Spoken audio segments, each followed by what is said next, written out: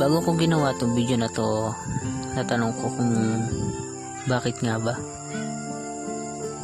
kung kanino nga ba to, kung sino ba yung taong pag-aalayan ko nito, ano nga ba sa buhay ko. Madami kaming pinagdaanan, dumating kami sa punto na halos di na kami matanggap ng mga nakapaligid sa amin. Itong tao na to yung nagpakita at nagturo sa akin kung paano maging matapang. Itong tao na to yung unting-unting nagbago sa akin kung paano ba ako magiging malakas. Itong tao na to yung nagpakita sa akin at nagparamdam kung gaano ako espesyal. Sino nga ba siya? Si baby lady ko na umintindi sa sapak ko. Pag tinutuyo ko,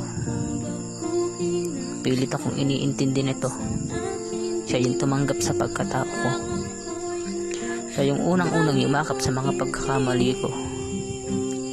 Yung baby yeye ko na laging nandyan para mahalin ako. Siguro itong video na to is maliit na bagay lang,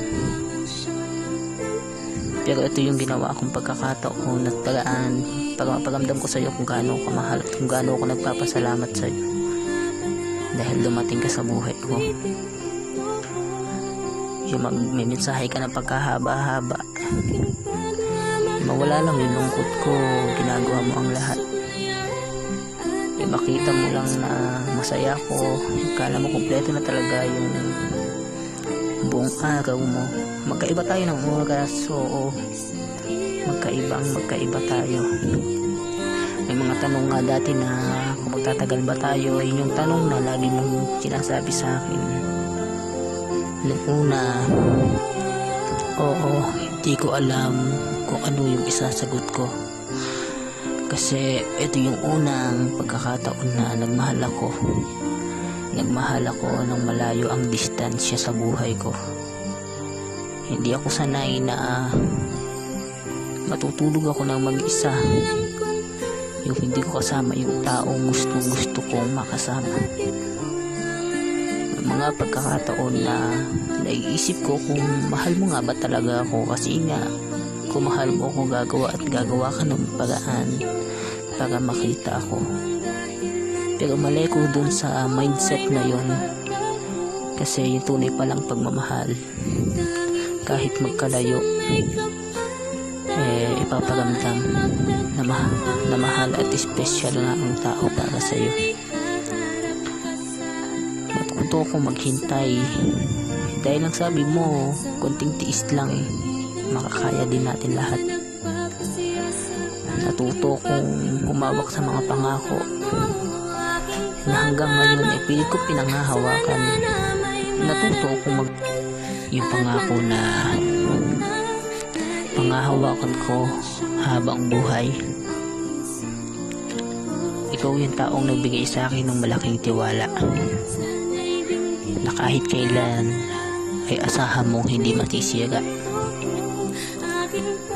Kahit hindi ako mayaman, hindi ang magangya yung buhay na kinagisnan ko. Naramdaman ko na wala pala sa estado ng buhay ito. Kahit magkaiba tayo kung tawagin nila, kasi parehas tayong may nota. Noong una, oo, nagdadalawang isip ako, pero hindi ka man alam na mahuhulog na pala ako sa'yo. Unti-unti kong tinanggap, unti-unti kong binago yung buhay ko nang kasama ka. Madaming taong nawala sa buhay ko, mga kaibigan na pinandidirihan ako, pero hindi ko pinansin yun, kasi nga mas gusto kong makasama ka, mas gusto kong mahalin ka. Mahal ko. Sana sa pagkakataon na to, itong mensahe ko sa iyo ay maging tatak nung kung saan ba tayo nagsimula. Nagsimula tayo sa mga simpleng pagbati lang na nauwi na lang Nauwi na lang sa pagmamahal na kahit kailan ay hindi na mabubura.